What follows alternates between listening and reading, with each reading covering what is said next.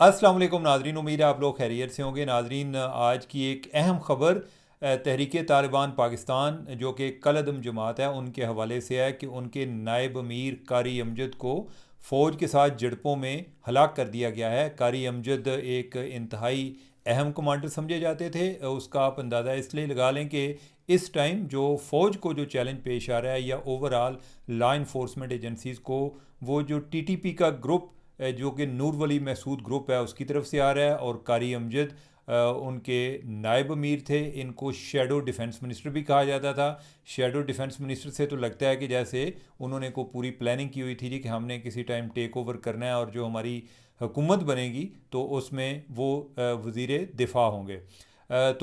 ये लोग अफ़गानिस्तान से पाकिस्तान में इन्होंने क्रॉस किया और उधर फ़ौज के साथ इनकाउंटर हुआ, तो ये मारे गए हैं। और इसकी टीटीपी ने भी इसको इनकी डेथ को कंफर्म किया है। ये एक इस महाज पर एक अहम डेवलपमेंट है आज उसी के रिलेटेड या इससे हट के, लेकिन ओवरऑल एक जो ख़बर चल रही थी वो पुतिन के हवाले से चल रही थी, जो कि रूसी सदर हैं। एक वीडियो सर्कुलेट कर रही थी और जिसमें पुतिन जो है वो पाकिस्तान को धमकी दे रहे हैं। वो कह रहे हैं कि अब अगर पाकिस्तान ने हमला किया तो जवाब सिर्फ काबुल से ही नहीं मिलेगा। मतलब यह है कि जो मॉस्को है वो तालिबान के पीछे खड़ा है और पाकिस्तान के साथ लड़ाई में वो तालिबान का हमायती है, बल्कि बाकायदा जंग में भी उनके साथ शामिल होगा। और ये इतनी ज़्यादा वायरल हुई कि इस पे जो रूसी हुकाम हैं वो भी इस पे बड़े डिफेंसिव हो गए, और फाइनली जो उनकी वजारत ख़ारजा या उनकी इधर सफारतखान है उन्हें इस पर वजाहत देनी पड़ी कि वीडियो वो रूसी सदर की है, पुतिन की है, लेकिन वो ये बात नहीं कर रहे। वो रूसी ज़ुबान में जो भी बात कर रहे हैं ऊपर किसी ने उसका तर्जुमा सा लिख दिया और तासुर ये दिया कि ये पाकिस्तान की बात हो रही है और वो ये बात कर रहे हैं। और ये अचानक ये फैलाई गई, और इसमें आमतौर पे जो एक हथकंडा इस्तेमाल किया जाता है, जिस तरह को मुख्तलिफ स्टूडेंट्स हैं, कोई और लोग हैं, या इवन इस तरह के काम जो है कोई प्रोपेगेंडा सेल जो हैं वो कई जगह पर कायम होते हैं। अभी जो हमारा अफ़गानिस्तान के साथ जो मामला चल रहे हैं इसमें सोशल मीडिया सिर्फ ये तालिबान का नहीं है, तालिबान से ज़्यादा इंडिया का है जो कि इस काम में एक्टिव है कि वो डिसइंफॉर्मेशन फैलाने में। तो ये भी उन्होंने फैलाई। ये एक एआई जनरेटेड वीडियो थी जिसमें रूसी सदर जो है, यानी कि वो तो जो बात कर रहे हैं वो कि कोई अमेरिका के हवाले से कर रहे हैं। इन्होंने उन्हीं की जो साउंड है उसमें ये कोई तासर देने की कोशिश की कि रशियन लैंग्वेज में वो पाकिस्तान को थ्रेट लगा रहे हैं। तो लेकिन ऐसी बात नहीं है। इस पे वजारत खारजा की तरफ से, उनकी तरफ से वजाहत जारी करनी पड़ी है। इससे अंदाज़ा होता है कि रूस इस मामले को बहुत संजीदगी से लेता है और वो तालिबान से भी अपने आप को डिस्टेंस पे रखता है। और सिर्फ यही नहीं, उसके लिए ये भी इम्पॉर्टेंट है कि पाकिस्तान में ये वीडियो किस तरह इंटरप्रेट हो रही है, या कोई पाकिस्तान के साथ हमारे इससे कोई ताल्लुकात ख़राब तो नहीं हो जाएंगे। वजाहत देने का मतलब एक ये पाकिस्तान की अहमियत को भी उजागर करता है। अदरवाइज़ कई दफ़ा लोग एक उसमें ऑफिशियली एक बयान जारी नहीं करते, जर्नलिस्टों को बता देते हैं या हुकाम को बता देते हैं कि ऐसी कोई बात नहीं है, आप अपनी तरफ से चला दें। लेकिन इस मामले में रूस खुद सामने आ गया। अब एक और वीडियो का भी बड़ा चर्चा है, और वो वीडियो जो है वो KPCM के हवाले से है, सोहेल अफरीदी के हवाले से। उसमें वो बात कर रहे हैं कि मासूम लोगों की शहादत होती है। बताया जाता है कि दहशतगर्द मारे हैं, उनमें कोई एक दहशतगर्द भी नहीं होता।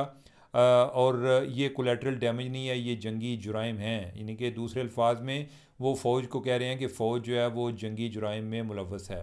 नाजरीन, पहली बात तो ये है कि एक जी चीज़, वो पहले ड्रोन हमले भी जब होते थे, जब अमरीकी ड्रोन भी अटैक करते थे तब भी ये इशू आता था जी कि उसमें सिविलियन मारे जाते हैं। अभी भी जो बात आती है उसमें सिविलियन की बात आती है। पिछले दिनों कोई उधर अफ़गानिस्तान में जब इन्होंने TTP के हाइड आउट्स पर अटैक किए पाकिस्तान एयरफोर्स ने, तो तब भी ये बात है जी कि उधर कुछ सिविलियन मारे गए हैं।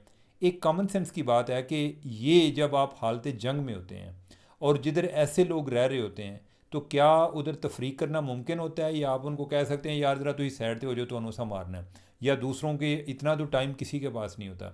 और उसका जो एक अनइंटेंडेड कॉन्सिक्वेंस होता है वो ये भी होता है कि सिविलियन भी उसमें मारे जाते हैं। लेकिन ये एक तरह का नागुज़ीर होता है, यानी कि ये इस जंग के अमल का ये एक जंग है। ओवरऑल को अच्छी चीज़ नहीं है, लेकिन जिधर आप दहशतगर्द मार रहे होते हैं उधर कोई मासूम लोग जो हैं वो भी मारे जाते हैं। अब इसका जो नुकसान है या इसका मुदावा क्या है? नुकसान तो खैर जो है, एक इसका नुकसान ये है कि ये और लोगों को भी दहशतगर्द बनाता है। बहुत सारे ऐसे जो मासूम मारे जाते हैं, उनके को भाई जो हैं, उनको यही लोग जो हैं मिलिटेंट उनको प्रोवोक करते हैं कि देखें आपका भाई मारा गया, हमारे भी इस तरह मारे गए थे, तो हमने भी ये मिलिटेंसी का रास्ता इसलिए इख्तियार किया था, तो आप लोग जो हैं वो आप भी हमारे साथ आ जाएं। तो इस तरह कई लोग जो हैं वो दहशतगर्द भी बन जाते हैं।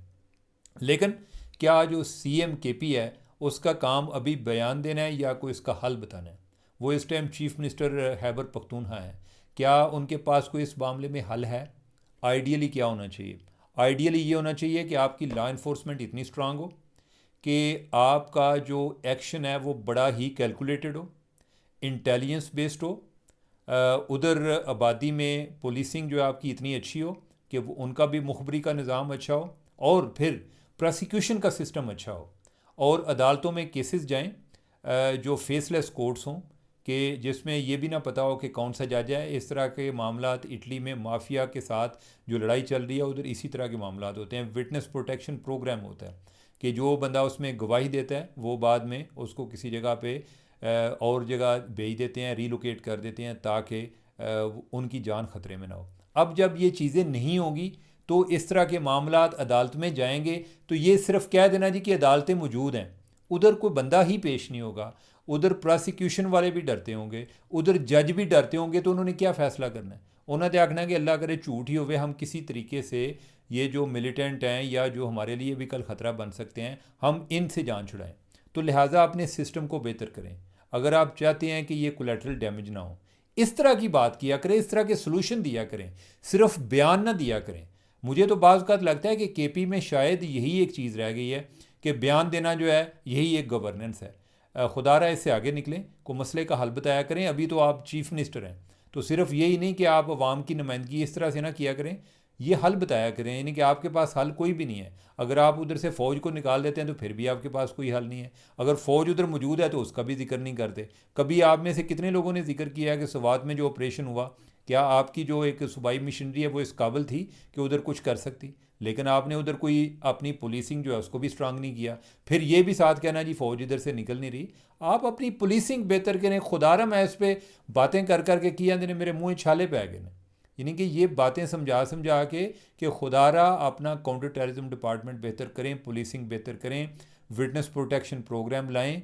ये जो आइडियली ये केसेस प्रोसिक्यूट होने चाहिए। ये जब जो कोलेटरल डैमेज होता है, इसका जो नुकसान होता है ना, और जो एक्सट्रीमिज्म फैलती है, इसको रोकने का यही तरीका है, और बयान देने से आगे बढ़ें। और इस तरह की बातें जी कि ये जंगी जुराइम है, ये इंतहाई संगीन किस्म का इल्ज़ाम है। उन्हें इस तरह की बातें करते हुए पहले भी सोचना चाहिए, तो अब तो वो चीफ मिनिस्टर हैं, उन्हें इस पर और गौर करना चाहिए। ये नहीं होता कि आपके पास मेगाफोन आ गया तो जिधर जी जाए आप शुरू हो जाए। अब तीसरा जो यानी कि एक और जो अहम, एक बड़ी ही एक अहम ख़बर है और बड़ी डिस्टर्बिंग ख़बर है, वो एक जर्नलिस्ट के बारे में है कि पुलिस ने कुछ लोगों को गिरफ़्तार किया है, और उन्होंने इतराफ़ किया कि वो एक जर्नलिस्ट के लिए उन्हें किसी ने पैसे दिए हुए थे कि इस जर्नलिस्ट को कत्ल करना है। और कितने पैसे मिले हुए थे? 2 लाख रुपया मिला हुआ था। वो जर्नलिस्ट जो है, यानी कि वो, मेरी उनसे बात भी हुई पहले, मैंने इस पे सोशल मीडिया पे देखा, मुझे यकीन ना आया, फिर मैंने जर्नलिस्ट से बात की, तफसीली बात हुई। उनका नाम है ताहिर नसीर, वो हमारे डान टीवी के रावलपिंडी के कॉरेस्पॉन्डेंट हैं। तो वो कोई इस तरह से कोई एक स्कैम टाइप था कि जिसमें कोई पैसे डबल करने वाले जो लोग होते हैं, और वो इस तरह से पैसे लोगों से हथियाते हैं, तो इस तरह का कोई मामला था। उनको सिक्योरिटी एक्सचेंज कमीशन जो है वो भी कई दफ़ा उनकी कोई एक ऑर्गेनाइजेशन को बंद करता है या उसके बारे में एडवर्टाइज़ करते हैं कि इनसे बच के रहें, वो कोई एक और खोल लेते हैं। तो ताहिर से ने कहा कि मैं उस पर रिपोर्ट कर रहा था और उस वजह से मुझे ये चैलेंजेस आ रहे थे, और कभी कोई बिरून मुल्क नंबर से कोई कॉलें आती थीं, कभी कोई मेरा व्हाट्सएप डेटा शेयर किया जाता था। यानी तासर ये था कि जैसे हम आप तक पहुंच चुके हैं, और अभी जो है यानी कि ये को बंदे पकड़े गए हैं और वो उसको कत्ल करना चाहते थे। और जो उन्होंने लोग बताए हैं, एक बंदे का जो जिक्र किया वो उस गैंग का हिस्सा है कि जो ये पैसे डबल करने वाले अमल में शामिल थे। तो ये एक इंतहाई डेंजरस स्टेप है। ये जो है ना किराए की कातल वाला, ये एक फ़ैशन शुरू हो गया है पंजाब में। मैंने देखा है जो ये सेंट्रल पंजाब है, कई लोग हैं ओवरसीज़ पाकिस्तानी हैं, उनकी कोई लड़ाई चल रही है पाकिस्तान में, तो वो क्या करते हैं कि इधर कोई किराए का कातिल हायर किया और उसके ज़रिए बंदा मरवा दिया, और ख़ुद बाहर बैठे हुए हैं और साथ ये बता दिया जी मुझे तो पता ही नहीं है, मैं तो उस टाइम बैरून मुल्क था। और इस तरह के कई लोग पहले पकड़े भी गए हैं, कई जो है फिर इसी तरह की जो एक्स्ट्रा जुडिशल किलिंग होती हैं, मावराए अदालत कत्ल, उसमें भी मारे गए हैं। अभी इधर इस्लामाबाद में पिछले दिनों इसी तरह का कोई मामला हुआ कि एक कोई डायरेक्टर थे, वो federal government employees housing society के, और वो किसी जगह पे कोई कब्ज़े की ज़मीन खाली करा रहे थे। वो एक दिन अपने दोस्त के साथ किसी कैफ़े में थे, कैफ़े शॉप पे, उधर से बाहर निकले, दोनों ऑफिसर थे, एक इनकम टैक्स का था, एक वो फेडरल गवर्नमेंट वाले जो डायरेक्टर हैं एम्प्लॉइज़ हाउसिंग सोसाइटी के। तो एक बंदा आता है, उसने हेलमेट पहना होता है और वो उनके करीब आता है और वो पिस्टल से फायर कर देता है।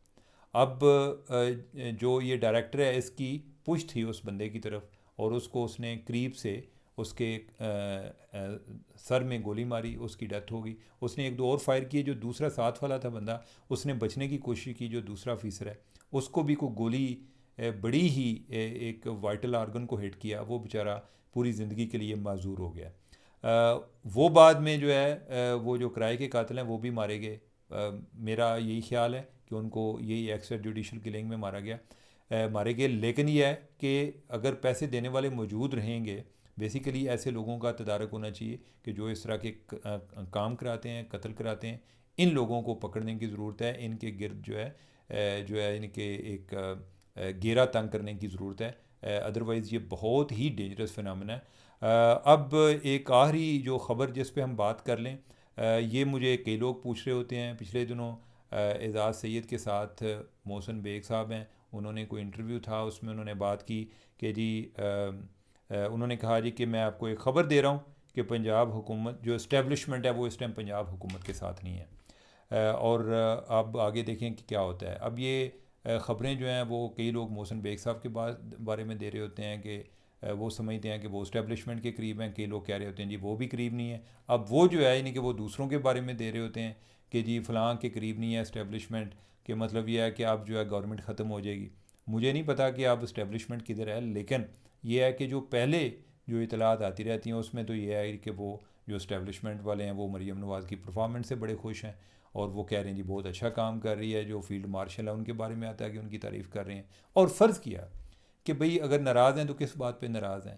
यानी कि आपने उधर उस्मान बुज़दार को लाना है, किस बंदे को लाना है कि कोई अगर अभी जो सूबा जिस हालत में है या जो परफॉर्मेंस है, मुझे इनकी जो एक गैर ज़रूरी तशहीर है और तमाम अदारे अपने नाम के करने, कोई अब्बा जी के नाम और कोई अपने नाम, ये इंतहाई गलत स्टेप है। लेकिन उसके अलावा अगर देखें तो परफॉर्मेंस के हवाले से अगर बाकी सूबों के साथ कंपैरिजन करें तो वो बेहतर है। तो मेरा ख्याल है कि इस तरह की बातें नहीं करनी चाहिए। इनका भी कोई मोहसिन बेग साहब जो है, इनका भी कोई मेरे ख्याल जानने वाला था कोई बंदा, वो कोई जो तीफ़ी भट्ट है उसका उन्होंने कोई उस प्रोग्राम में ज़िक्र भी किया है कि इन्होंने बड़ी कोशिश की कि कोई किसी तरह मुसालित हो जाए या कोई चीज़ें एक लीगल तरीके से हो जाएं। वो भी इसी तरह को मारा गया, यानी कि उसने वो भी पहले मार के बाहर भागा हुआ था। तो पता नहीं उन्हें इस बात का गुस्सा है या क्या है, लेकिन मुझे नहीं लगता ऐसी कोई बात कि जिसमें कोई पंजाब गवर्नमेंट या पंजाब हुकूमत में कोई तब्दीली आ रही है। ये मौजूदा वाला सिस्टम जो है यही चलता हुआ नज़र आ रहा है। तो नाजरीन, आज के लिए इतनी काफ़ी, मुझे दें इजाज़त। अल्लाह हाफिज़।